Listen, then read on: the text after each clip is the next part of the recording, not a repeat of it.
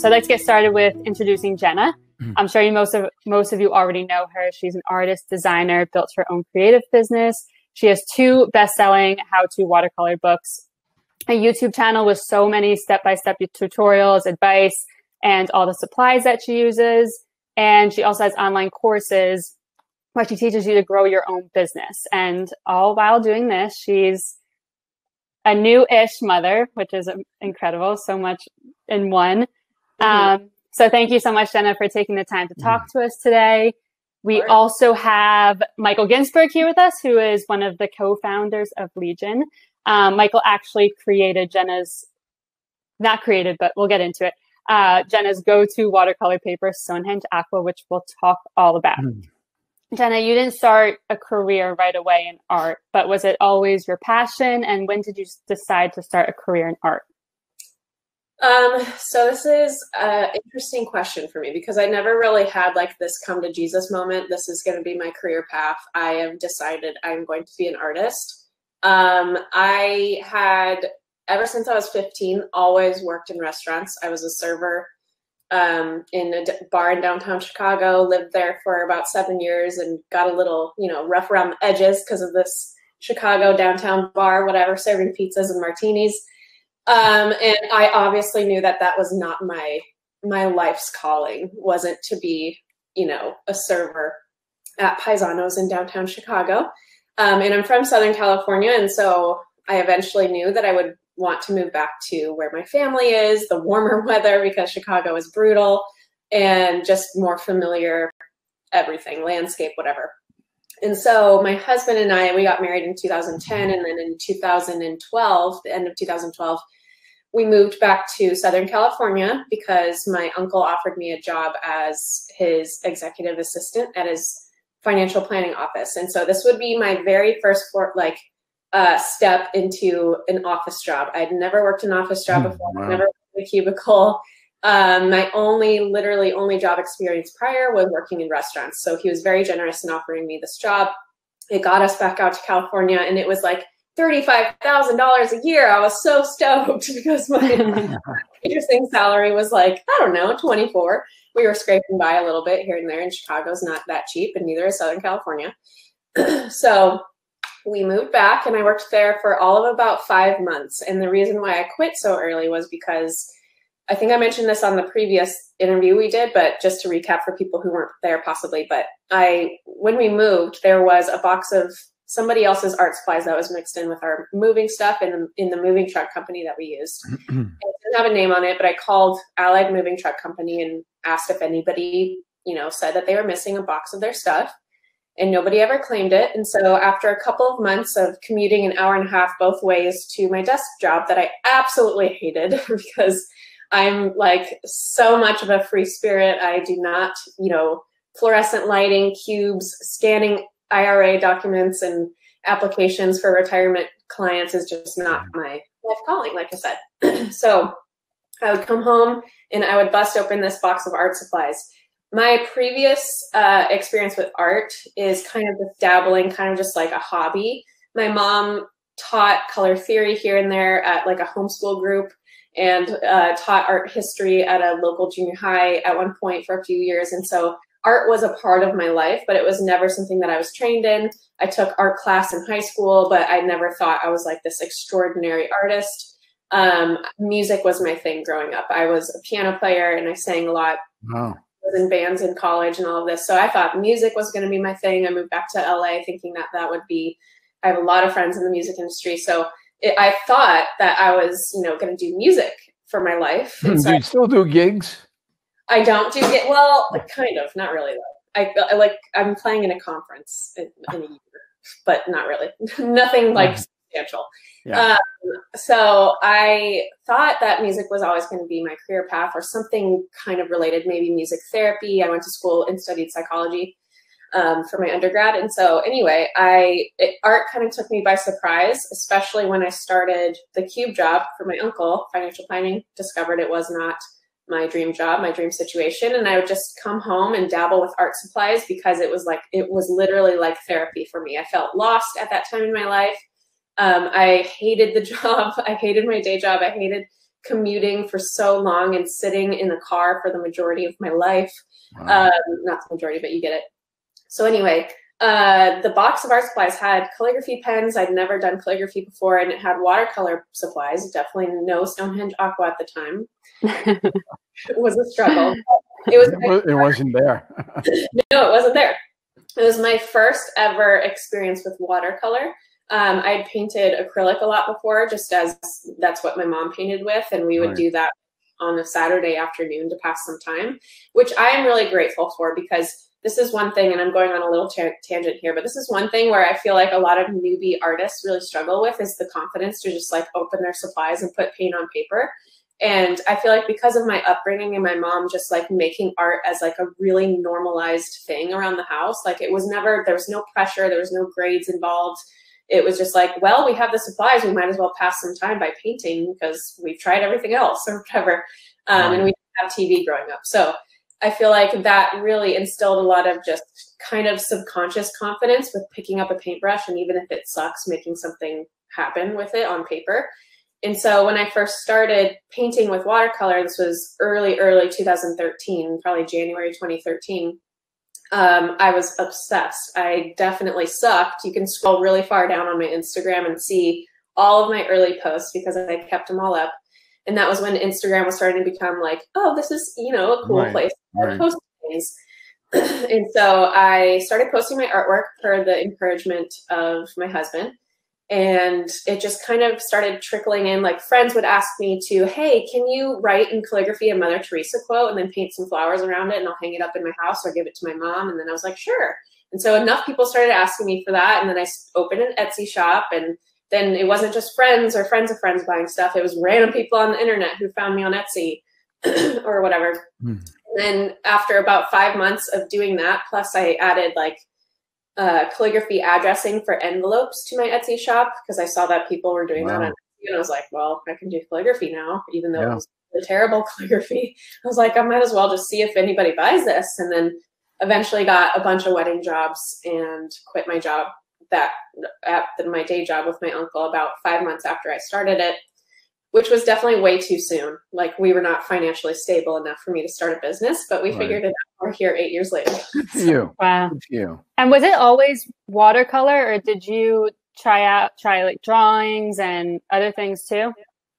So one of the things that I did feel really confident in was drawing leaves and cursive, because I'm a terrible, like academically, I'm a terrible student. I feel like I learn way better visually or auditorially. I'm not like a sit down in a classroom and like learn. So all throughout, you know, junior high, elementary, high school, college, I was constantly doodling and constantly writing people's names in cursive. And I feel like that muscle memory helped me like kind of launch this one-stop shop. I can do your wedding invitations. I can draw things like leaves and florals, and I was really good at right eyeballs. Nobody wants that on an invitation.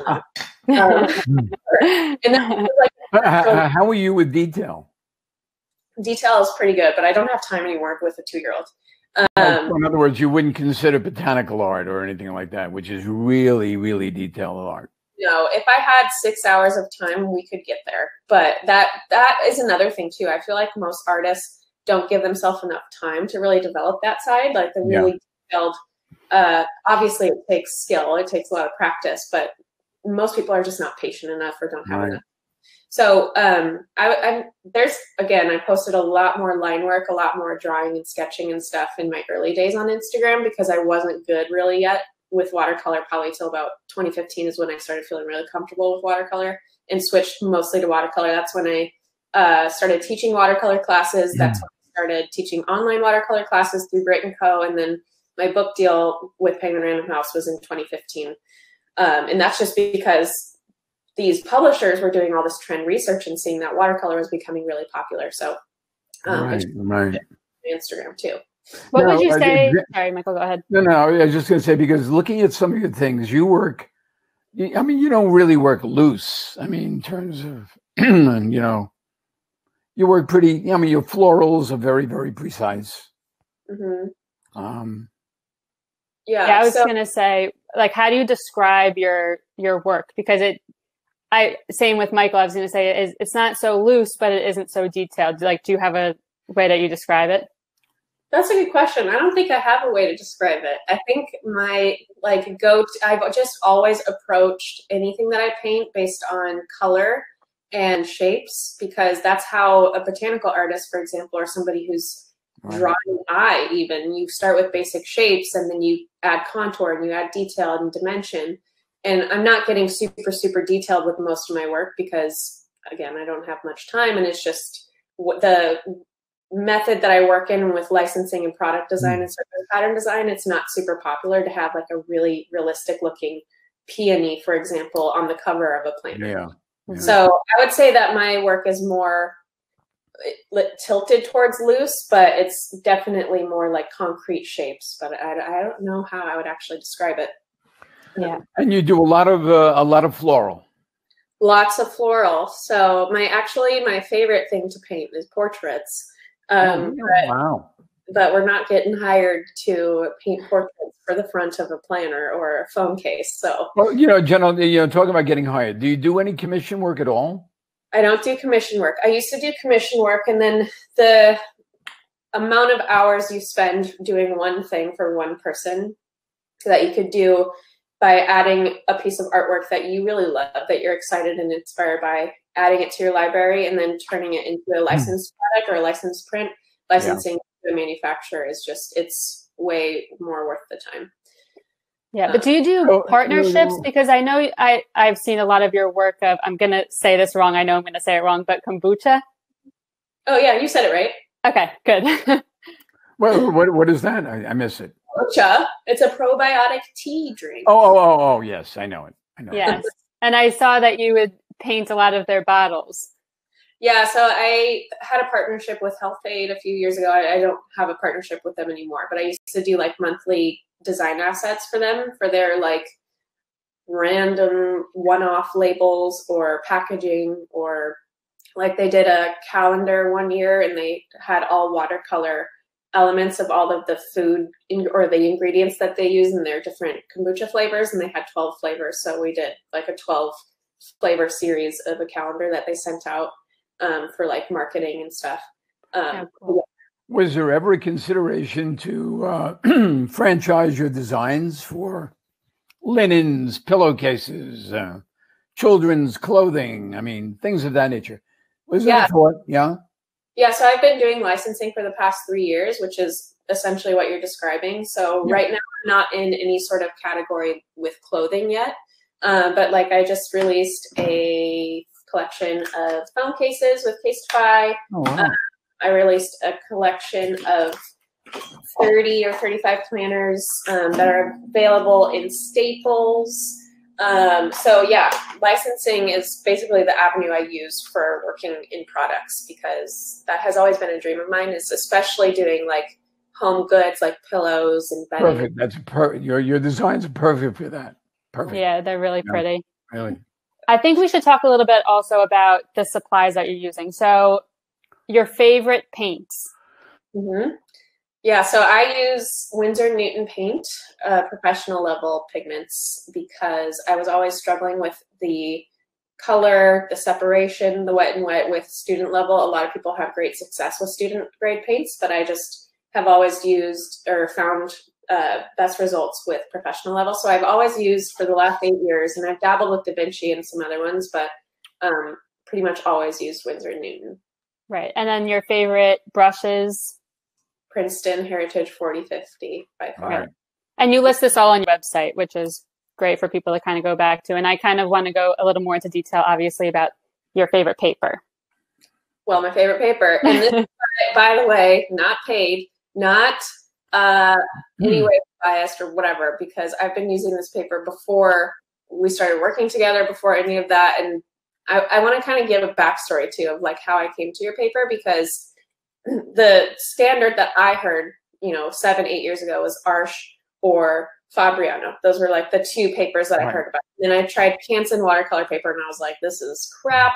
Sorry if anybody uses it, but it just wasn't for me. It was cheap and accessible, budget friendly, which is great. And obviously that works for a lot of people.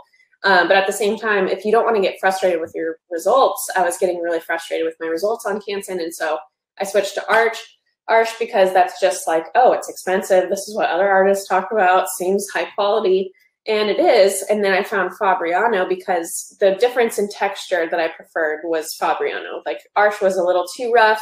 And Fabriano had a little bit more bright white in their pigment on the paper, whatever the word is. So fell in love with Fabriano. But then along came Stonehenge Aqua cold press paper. I don't remember how I discovered it, actually. I must have like seen another artist on YouTube or something using it. And I was like, wow, this is something I got to try. It's a much more budget-friendly paper option than Arch or Fabriano. And it was literally, it felt like the same quality, the same color, all of the things, like lifting color, all of the qualities that I loved about Fabriano in Stonehenge Aqua cold press. So I think I've been using it for the past 4 or 5 years now, something like that. 2015, but it's literally, and it works. It works great. It scans well, it lifts well, colors blend really well, wet and wet happens super easily. It's by far my favorite paper. So let me chime in with what I did. And it's a process. I mean, you don't just flip a switch and all of a sudden, the paper comes off the machine. It's really trial and error. I mean, it took me, wow, Paige, help me, 7 years maybe? I don't even think, I feel like it was 5 or 6 years ago. 5 or 6 years, almost 7 years. And I think you should even tell people why in the first place you even thought to make it. Well, what I wanted to do is I didn't want to be like everybody else. I didn't want to be like an Arch, which is, a beautiful sheet of paper. I mean, I'm not putting it down. I mean, at all. I mean, it's, it was always the benchmark in the industry. It's not vegan. And it's got animal sizing, on the surface. It goes through a double process of being sized. Then you had Fabriano, and you never knew what you were getting with Fabriano. They changed equipment in terms of manufacturing. That's another thing to realize, that as much as people will love a sheet of paper, things change. Mills go out of business. Mm-hmm. The tender who's working the machine may retire. Yeah. And you, Jenna, is a perfect example. Your hand, the way you hold a brush, your whole technique is different than, say, Paige or me. Mm-hmm. I mean, so, is there any set rule other than just a passion for what you're using and it works? No, I mean, that's what works. But getting back to the Stonehenge development, I didn't want a paper that, excuse me, I didn't want a paper that was like everything else. I wanted something that was unique and different and affordable without compromising quality and performance. Mm-hmm. Beautiful color. It was a color that was not like any other color out there. It was not as you put it, Jen, it was not as a pronounced, really hills and dales, valleys of cold press, or close to rough. Mm-hmm. It was a very, very subtle, but a cold press finish. Mm-hmm. And it was vegan. It was not animal sized. It was synthetically sized. And to your point, Jenna, you can take the most fugitive colors out there. I mean, really, mm-hmm. and you will be able to almost lift off the sheet. Yep. That's wet and wet. Mm-hmm. Dry is always difficult, and obviously, if you're using gouache, you can't lift at all. Mm-hmm. But the paper lifts beautifully. I mean, really beautifully. And there are a lot of people out there will say, oh, who cares? Because they don't lift color. That was basically it. It took a while. I mean, many, many trials. And we finally came away with a paper in cold press and hot press that really works incredibly well. It does. And the hot press, especially for mm-hmm. detail work, for botanicals. Yeah. It's incredible. And Jenna, you strictly work with cold press, right? You don't really work with hot press at all. Yeah, I've never preferred, because I work mostly wet and wet. And so wet and dry is obviously used a lot if you're doing more fine detail work. And I do that sometimes. But the cold press, it just holds the wet pigment and water in place while it's drying a lot more, in my opinion, a lot more easily, and probably. And so you don't get a lot of those hard lines, which I'm not a very patient person, and so I'm not going to be spending my time focusing on areas that I painted that are drying funky and like messing with it. There's no hard lines. So that was just happening too frequently for me on hot press paper. The cold press toothiness just kind of holds it all together and helps it dry in the way that I like. So because I work with so much water and really wet pigment, and pretty much always wet and wet, it's just easier for me to. Yeah, the HP surface, by the way, is the smoothest watercolor surface in the market right now. Really? Yeah. And allows you to move color quickly. I mean, people who work fast and like to move color around, HP is unbelievable. And you would suggest hot press for someone looking for very detailed work, or when else would you suggest a hot press paper? Yes, to who? To Jenna or me? Either one. Either one. I mean, hot press paper is for detail. That's without a question. It is for detail, but you can do, you take Bev. Do you know Bev Joswiak? I don't think so. Well, she uses HP surface and moves the color around the sheet quickly. I loves the fact that it allows her the freedom of moving color. Yeah. And Jenna, I know that I sent you this, it was probably kind of a while ago, but Stonehenge Aqua, we also created a black version that you tried out. So what did you think of the Stonehenge Aqua Black? I mean, the texture, all the things are the same. Obviously, it's just dark, very dark.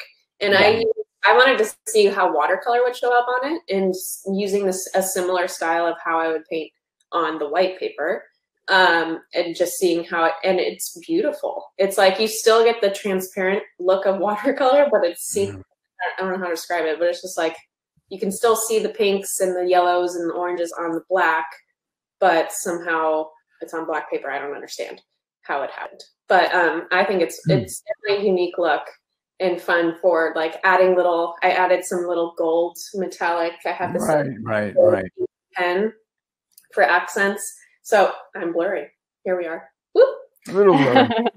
Well, there was a method to our madness, or my madness, when I came out with the black. I mean, with the advent of fluorescent and iridescent and metallic paints, I mean, on black, it's unbelievable. It's awesome. Yeah. Oh, unbelievable.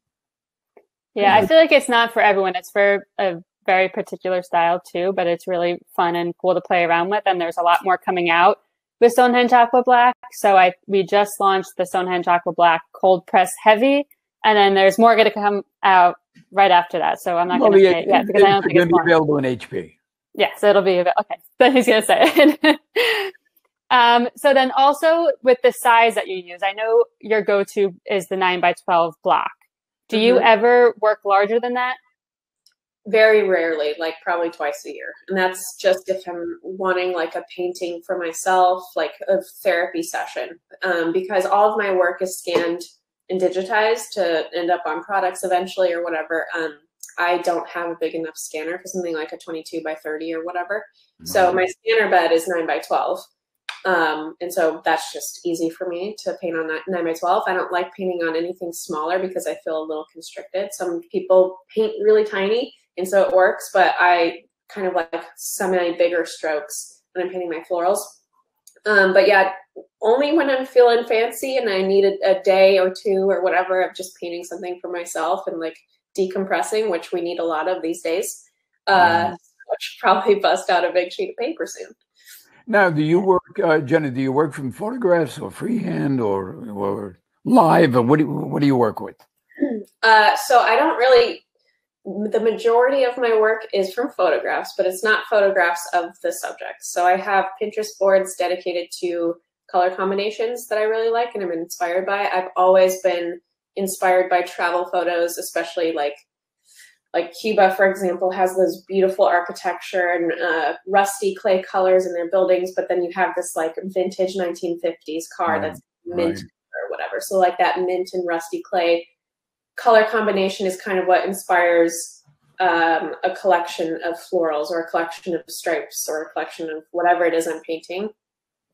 So there are times where I will go out for walks and I'll collect, we live in Southern California, I'll collect some, wildflowers or leaves that I find that are beautiful and kind of like take photos on my walks and all of that. And it's mostly for color. My mom was a florist. Our garden growing up was just like insanely Right. Wow. cool.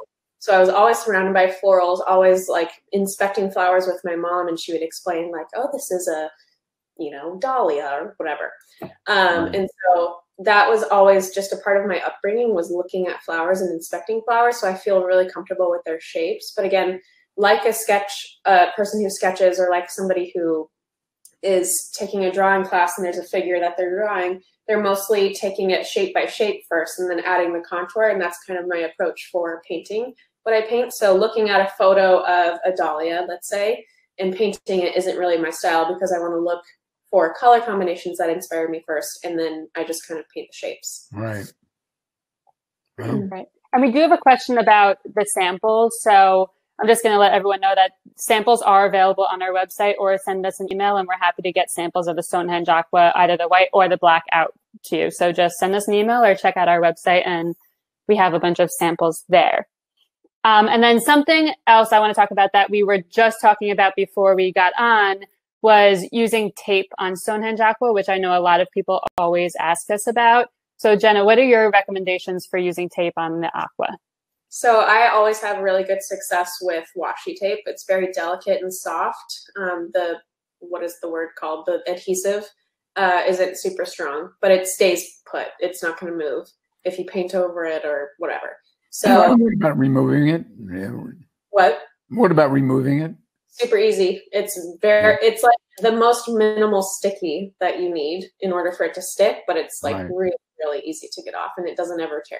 So I use washi tape, and I just get mine from, what's the website? Paper Ink Arts has some. Michael's probably has some. I don't know, Blick.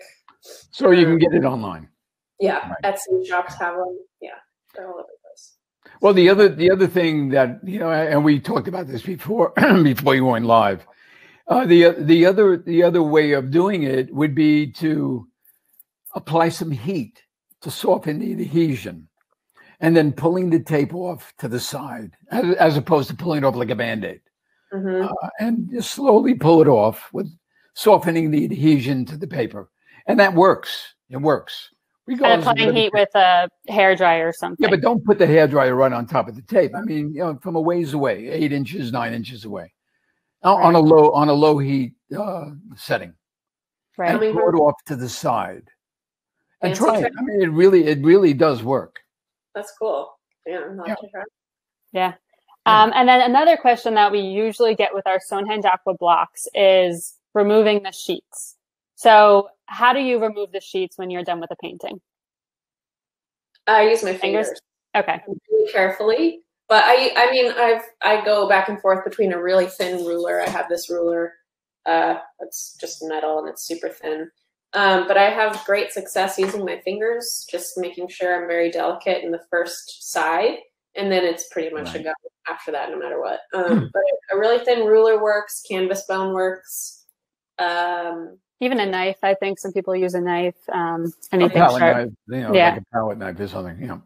Great for having a practice that feels like accountability in a way, because you bought the thing, and so that it's also really helpful to have more visual, helpful tutorials that are videos, and so they kind of correspond with each other. We do related tutorials on my YouTube channel. We don't do the exact tutorials that are in my book, but something that kind of like expands on it, like whether it's florals or animals or landscapes or whatever, because my first book covers all of the above, florals, abstracts, even basic shapes, and then it builds from there. So like what I was saying earlier about, I like to paint the shapes and go off of color. That's exactly what I teach in my books. I teach you how to go from basic shapes, and then it progresses and gets more detailed with each day or with each chapter. Still using basic shapes for landscapes, florals, animals, all of that. But then I think it's just, however, it depends on the person and how they like to learn. So if reading isn't your thing, then maybe buying my book isn't going to work for you, because it's just not your thing. It's not your style of learning. So I find YouTube to be super, super, super helpful. It's free also, so you can watch these tutorials that my husband is my videographer, and they're very well done videos. They are, yeah. I've actually taken some. You better say that. I've taken the one to learn how to. All of the above. It is uniquer. I don't think that's a word, but it's a more unique style for people who are experts. It's not, well, it depends. So it's not going to be like your, let's paint a really, detailed third artist. We've had people buy and use the book who are advanced. We've had people who are beginners and love the book. So. Great. Right. And I just want to mention quickly, anyone, if you have questions, please put them in the chat, because Michael and Jenna are both happy to answer your questions, and this is for you. So if you have questions, throw them in the chat and we'll ask. Jenna, by the way, did you ever think of doing contests to your following, to your people? Contests, like a watercolor contest? I haven't, mainly because it just never crossed my mind. I just planted the seed. It'll be fun. Yeah, it would be. It could be interesting. Yeah, very interesting. I've never thought about it before. So, and you can create the rules and the credit, the subject matter and all of it. Yeah. It's a good point. Yeah. And it has to be on Stonehenge Aqua. Oh, definitely. Yeah, of course. Nothing else. So one question that I actually have for you is, when you're trying to draw something, does it take you more than one time to get it right? Or is it, you have this picture, you draw it, and you're like, wow, this is it? Most likely 3 times is about how much it takes. I use, so if I'm doing something that's like a specific, like let's say I'm drawing and wanting to paint a toucan, for example, random, but toucan. I'll start with the head, which is circle, and then a C curve for the beak, straight line, and I'll kind of grab the oval for the body and a little wing situation, tail, whatever the shapes are. I'll start with those basic shapes on layout bond paper, which is a semi-transparent paper. And then once I have those shapes kind of dialed, I start with really, really loose, for that first initial drawing, I start with really, really loose shapes, make them more concrete on the second sheet of layout bond paper because it's transparent, I can trace. And then from there, I get another sheet of layout bond paper and add the contour. So the contour is the detail of the outline of whatever the subject is. And so after grabbing the shapes, I'm adding in, the detail on the feathers or the actual markings on the body of the bird or the beak or whatever. And then from there, I use a light box to lay my sheet that has the contour, the layout bond paper, under a sheet of watercolor paper, Stonehenge Aqua, cold pressed, of course. And that, because the light box, when it's turned on, it shows that sketch through the watercolor paper. I therefore don't have to draw any pencil on my watercolor paper. I can just go ahead and paint. What was the original question? How many times does it take you to get your final painting? Yeah, so that's the overall process. But if it's like a loose floral painting or, something like this, or some more abstract stuff, I just kind of go for it because I feel more confident. I paint flowers all of the time. So it doesn't take me as long of a process. But if it's something like more concrete like that, then I'll have a sketching process of about like 3 or 4 runs. Got it. And then we do have a question. How do you move from being a hobby painter to the next level? So it depends what your next level is. If you want a business, if you want to be better at a certain area of watercolor, like it really depends on what you're trying to focus on or what your outcome or desire is. So for me, I kind of explained this earlier, but I never really had a come to Jesus moment with my, art skills and was like, all right, this is the moment. I am finally ready to start a career. Like I started a business before I was good at watercolor, and good is subjective, because it's art, and there were people buying my stuff. When I look back now, I'm like, wow, I can't believe people paid money to hang this up in their home or give it to a friend or mom or whatever. So it really is all very subjective. And it just depends on what your outcome or your desire is. So if you are wanting to be a teacher, or you're wanting to start a business, like a creative business where you're designing surface pattern designs or whatever, like you can walk the aisles of Hobby Lobby, Michael, and no shame to the Michaels, and no shame to these stores whatsoever. There's a particular customer for every type of art on the surface of this planet. Right. But I'll walk Hobby Lobby sometimes, or Michaels or whatever, and be shocked that there's some prints that get picked up because it's just not my style.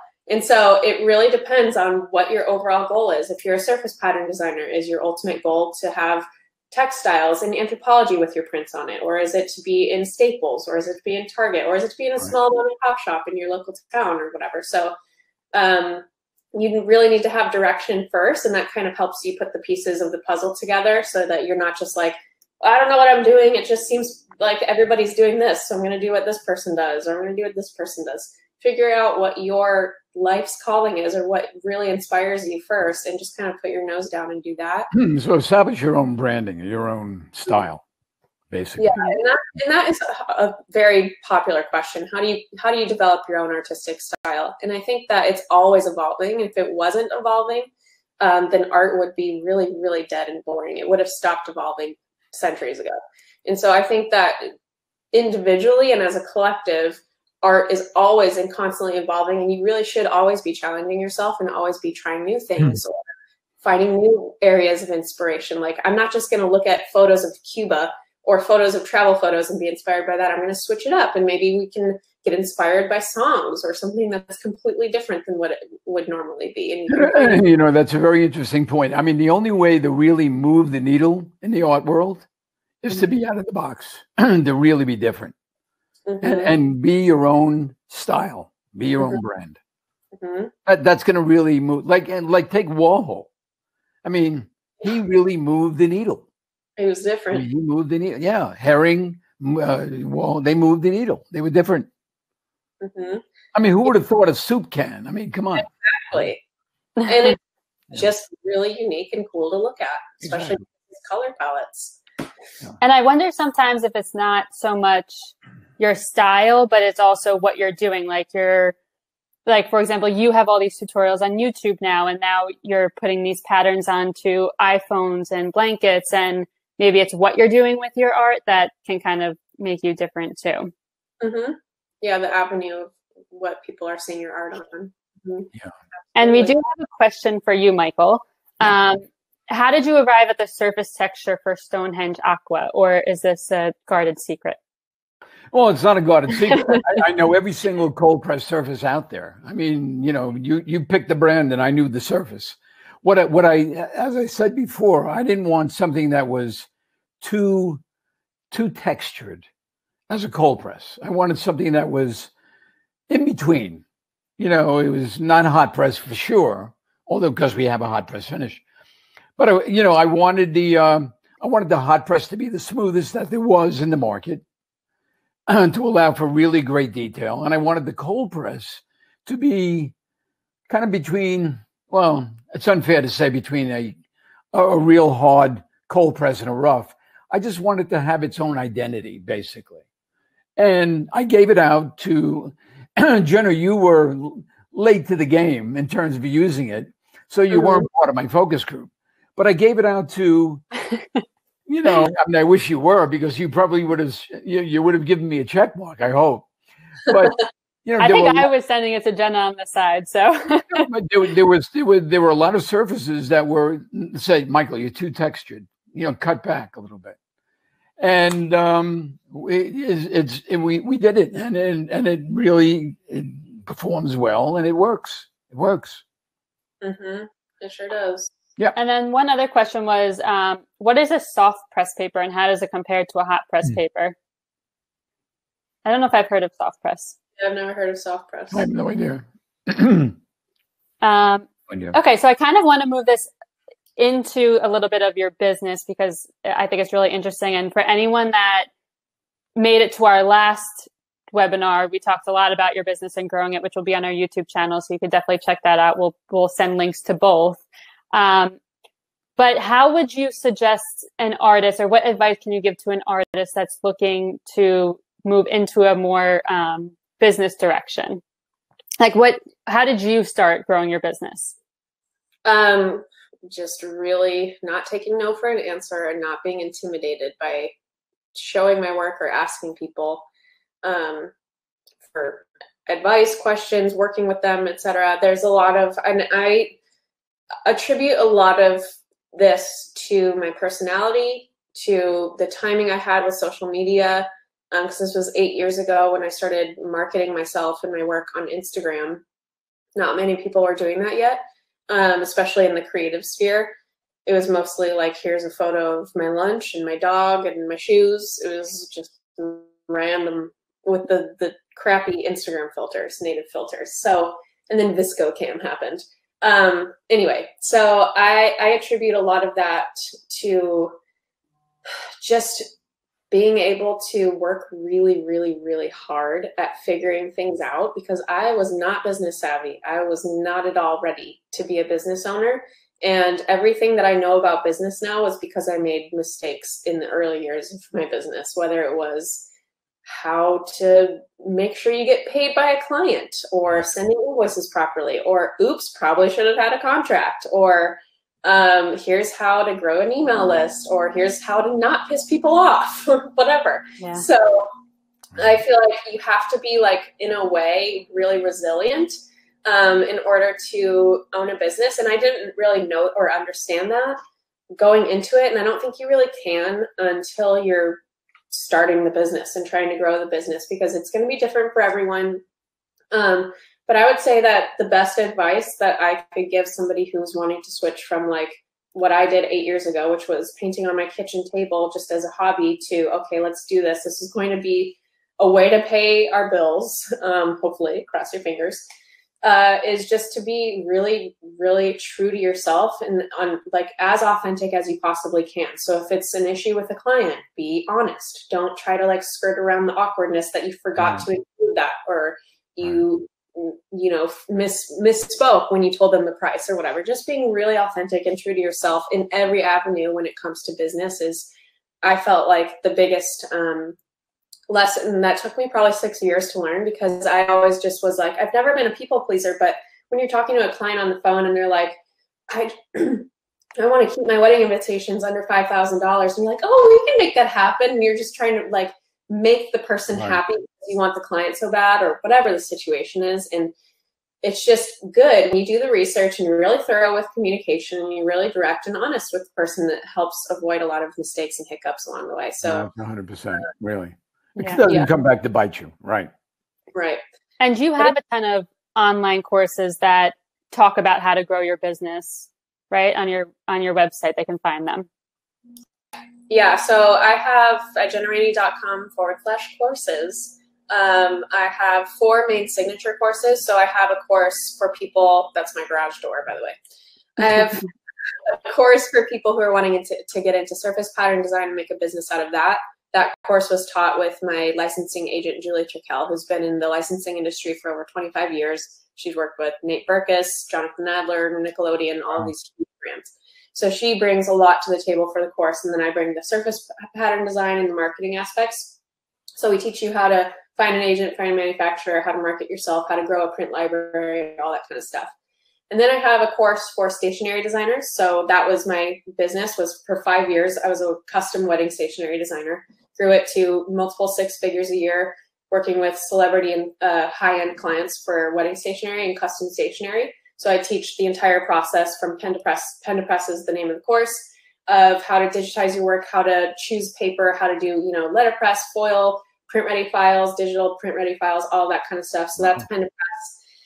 And then what else do I teach? I had 2 other courses that we launched last year that we're kind of in process currently of updating. We have a marketing course that's going to be focused on email marketing, because that is by far the #1 driver of profits for my business. It's email. Instagram looks flashy and sexy, but there's I was going to say, I thought it was Instagram.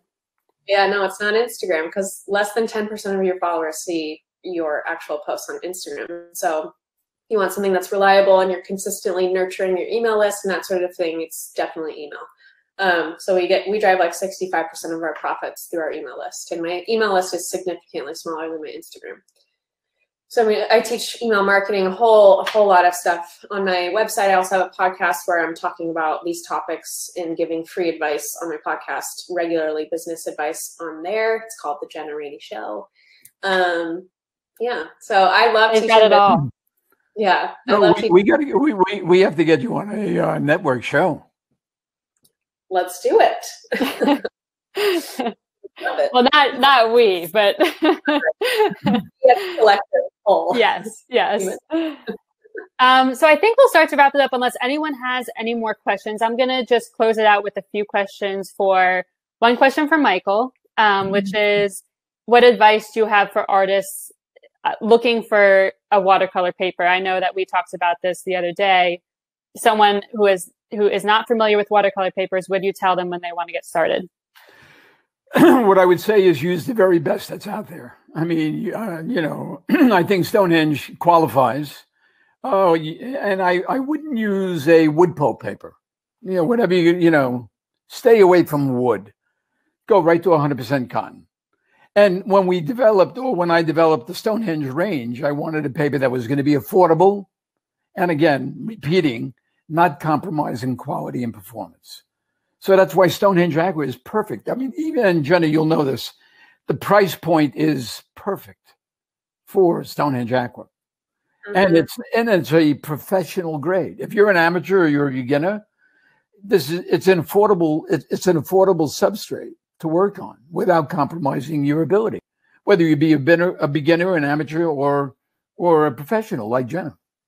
Yeah. So, and something that we always talk about is test it, like test different papers and see what works for you, because every artist is different. So something that works. Every artist is different hand, the way, like I said, the way you hold your brush, the paints you use. Yeah, it's a subjective medium. But having said all of that, I knew that going in when I started developing the grade, and I took that into consideration. That's why I did what I did with Stonehenge. I made it, in terms of lifting ability, in terms of, just saturation, color saturation. It's a great sheet. It really is. Very proud of it. Yeah. And then for Jenna, what does everyone have to look forward to that you are coming out with in the next few months, years, that people should be looking out for? So 2022, I know it's far away, but that's when my third book is coming out, going to be released. And then this upcoming year, if you're in the business world and you own or want to own and operate a creative business, I'm launching an email marketing course in March that will basically just tell you all the ins and outs of starting and growing an email list that's substantial and helps, because obviously we all know during these times that are so unique, the year of 2020, we need a very solid foundation that is online presence. And so teaching people email marketing, because it can be really confusing, a lot of headaches, a lot of techie stuff that not many creatives are super savvy in. So launching that in March. And then at the end of the year, I'm launching a course that I'm very, very excited about. That's like a really in-depth color course, and approaching color in I can't talk too much about it, but approaching color in a very different way and finding your own inspiration through different mediums and kind of tying in what we all need, which is art therapy. Great. Yeah, it's awesome. Well, this will be posted on YouTube, and you'll also receive a recording tomorrow. And then also check out the last one we did. Sorry, we had some technical issues the last time, but we did end up doing it. So if you missed it, that will also be on our YouTube channel. And that one focused a little bit more on like growing your business and Instagram and how you used it and etc. So both will be up, and we will let you know when they're up. Also, if there's any other questions, they can email you, Paige, right? I guess. Yep. Yeah, great. Yep, Paige@legionpaper.com, and I can reach out to Jenna or Michael for any of your questions. Yeah, Jenna, thank you so much. Thank you. Yeah, thank you. So I always love talking with you guys.